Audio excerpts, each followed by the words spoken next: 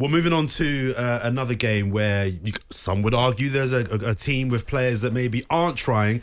Let's go to the Manchester United victory over Luton 1-0 yesterday. Manchester United secured a much-needed victory over Luton at Old Trafford to ease the pressure on their manager, Erik Ten Hag.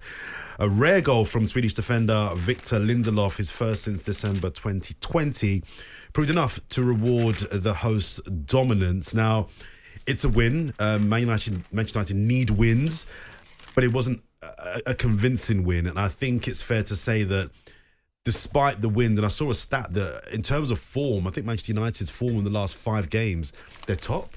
I think it's 4 wins out of 5, which is weird. But I think the most intelligent and fair-minded United fan would accept that those wins are masking some really drab and unacceptable performances. What did you make of this performance from Manchester United? Because it's a win. They won the game. Yeah. Let's give them credit for that. But it was another laboured win, as I mentioned in the intro. Look, it's always hard to talk about Manchester United when you have to reference the past because of the standards that were set.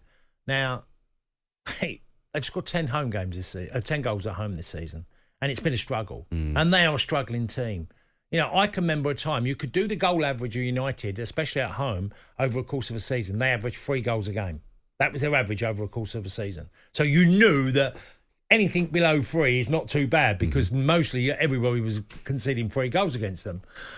So I look at them now and I think I don't see a 3-0 in them. I don't see a 4-1 victory. I don't see that at all. I see a real grind, like they were at Fulham, hanging on. And you can give them credit because they're still fighting and then things ain't happening. They don't look like it's like you touched on, Jordan, a side that's absolutely everyone's in tandem of what's happening. Yeah. They know what each other's doing. They're complementing each other. It feels hit and miss all the time with United at the moment. Ten Hag will be delighted. It just puts all their troubles behind. They're behind them for this weekend. You know, this week was always going to be a toughie. Yes. Copenhagen, a difficult one if they lost.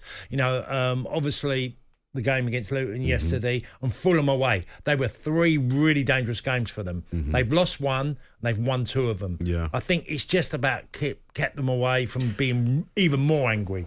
And just super briefly, you mentioned the reference of the past, and that's why it's difficult to talk about United now because we know what they are compared to what they were. Well, you used to have to do that with Liverpool.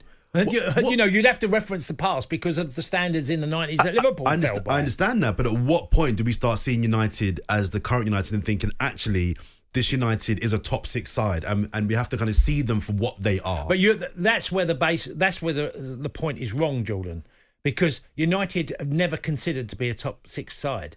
They're always considered 1 or 2. First or second. In the past. In the past. You know, that is what the standard is that you shouldn't be talking about Manchester United, really. Not you, I just us in general, as a top 6 side. They have the biggest budget. They've spent the most money. You know, they have an incredible high level of player over the years. It just hasn't worked. Whatever they've done at the football club hasn't worked. And that's a problem throughout the club. Difficult week for Luton. Liverpool and United in 7 days. Got a point from both games, but they will keep fighting on.